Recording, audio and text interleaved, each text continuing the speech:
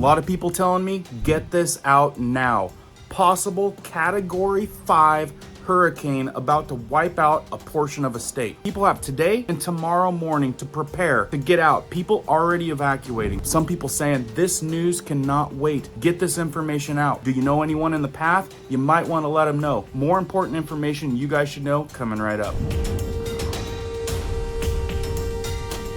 We've got the governor of Florida already issuing major warnings. Hey, if you guys are brand new here, welcome to our awesome community where we do prepping tips, emergency preparedness how-tos, and most importantly, we go over news and awareness, stuff you probably want to know about. If you find value in that, be sure to hit the notification bell so you guys can stay up to date. Let's jump into this one. So again, this is a press briefing, just 3 hours from me filming this, and they're talking about the tropical storm Idahlia or Idahlia. People, this is a storm that is shaping up to be much larger, much more furious than they originally expected. Currently, hundreds of people boarding up windows, hundreds of people already evacuating. Some people expecting this thing to go Category 5 and cut this state in half. Tons of news stations just now starting to issue warnings to the state. Get out now. You've got limited time. You look at how the models are.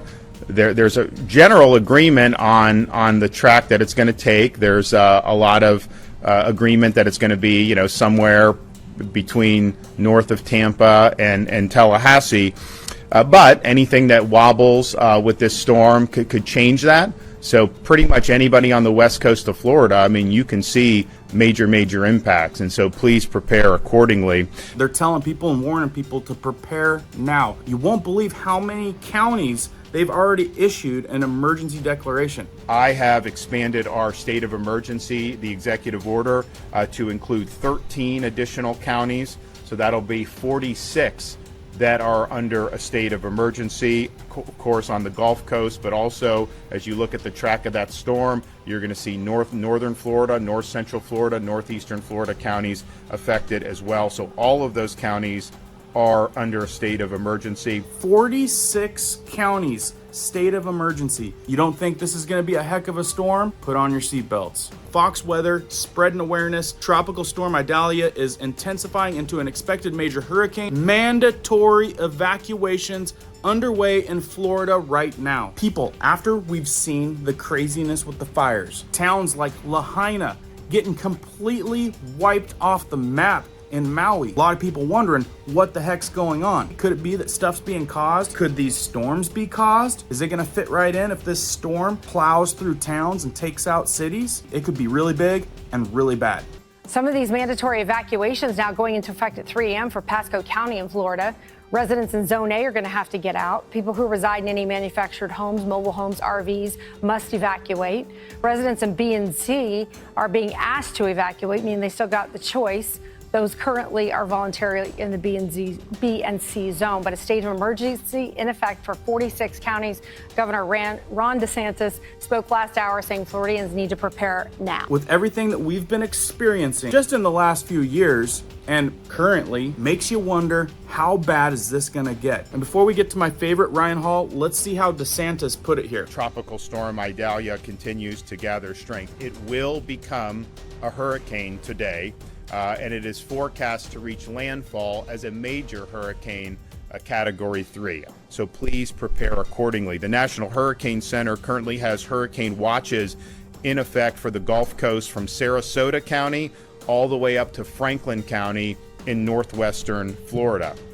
Now, he says Category 3. Lots of people think that they're downplaying that number because I've got other guys that I watch that are saying this thing could go possibly Category 5. And if that's the case, major destruction. So in this video of Ryan Hall, y'all, he's talking about right now it's a Category 1. And this thing's gonna pick up pace, go to 2, go to 3, but it's picking up so much momentum right now that he's saying that it's going to be much greater, much more powerful, and blast through Florida, much more strength than anyone thought it was. The crazy thing is that Tampa now has a very high possibility of being in direct hit from this hurricane. But as you can see, in the center of this cone is Cedar Key. That's the direct hit line of sight. And right here on Thursday at 2 a.m., they're expecting it to be a solid Category 3 with around 115 mile an hour winds and 140 mile an hour gusts. That's gonna rip some stuff apart. And what you see right here is called hot towers, deep convection. So those numbers that I just told you, 115 mile an hour,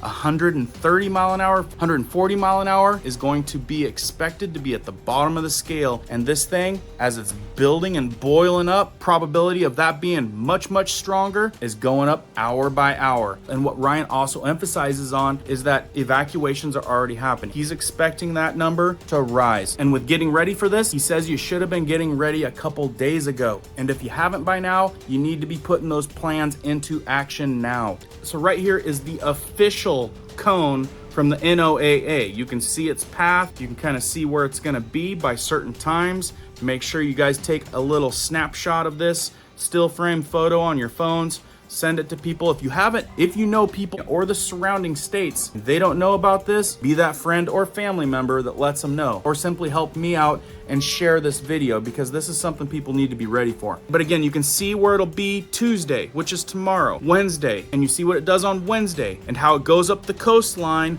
by Thursday. But you can see the size of this storm. Hazardous conditions can occur outside of the cone as well. Now, when it comes to weather, I would consider Ryan is the pro. And he says the hardest hitting of this storm is going to be between M and H, all the way up to Georgia. He says it's going to remain strong and hard and blow and cut that state right in half, all the way up through Georgia. Guys, we hope that it doesn't get too strong, but the likelihood of it getting really strong and causing some major destruction is pretty probable. For my friends that are in Florida, and I warned a couple of them just this morning, and they are aware and getting ready, but this right here in this red section is the peak storm surge forecast. So this is where it's gonna hit hard and hefty. So by his recommendation, this is an area, if you're in that area, you might think about getting inland. Further inland, out of the zone. This is an area that even the storm chasers don't go into because there's no parking garages to hide out in. A lot of expected damage to be in this zone. And he says in the Tampa Bay area, life-threatening surges expected in that area, 4 to 7 feet. And then that goes all the way down even to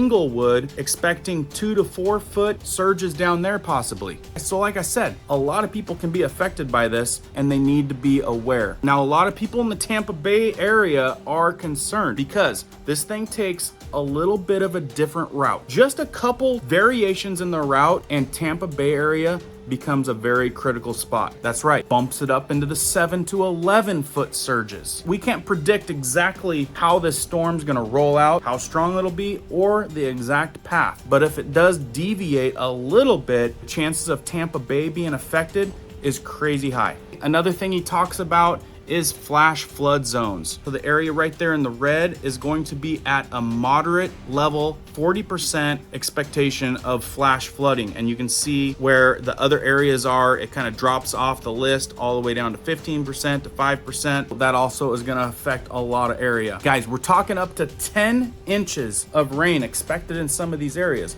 which means possible life-threatening flooding. In this model of intensity guidance, it shows the expectation of it being probably most likely a category 2, possibly a category 3. But the thing to take into consideration here is that just yesterday, these numbers were significantly lower. And the fact that it's boiling up and getting stronger and stronger, the chances of this model changing tomorrow and being even higher would follow that same trend. So you guys remember Storm Michaels back in 2018. This is scarily similar to what that exactly looked like at this moment in time in the storm movement. And if you guys follow Ryan Hall, y'all, like I do, you've learned that his predictions, his guesstimations tend to be pretty accurate, and he's saying the ceiling of this storm is going to remain a Category 5 in his book. Right here in this image from the HWRF, you can see that they're predicting Category 3 by Tuesday. This is when the shoreline is going to start experiencing a lot of that storm front type activity. And then this image on Wednesday, look how wide the wind field is in this thing. I mean, we're talking a very big area that's going to be expecting upward winds of 100 miles an hour. And that's just in this model if it was to only reach a Category 3. And like I said, possibility for this thing to go 5. And look at this, guys.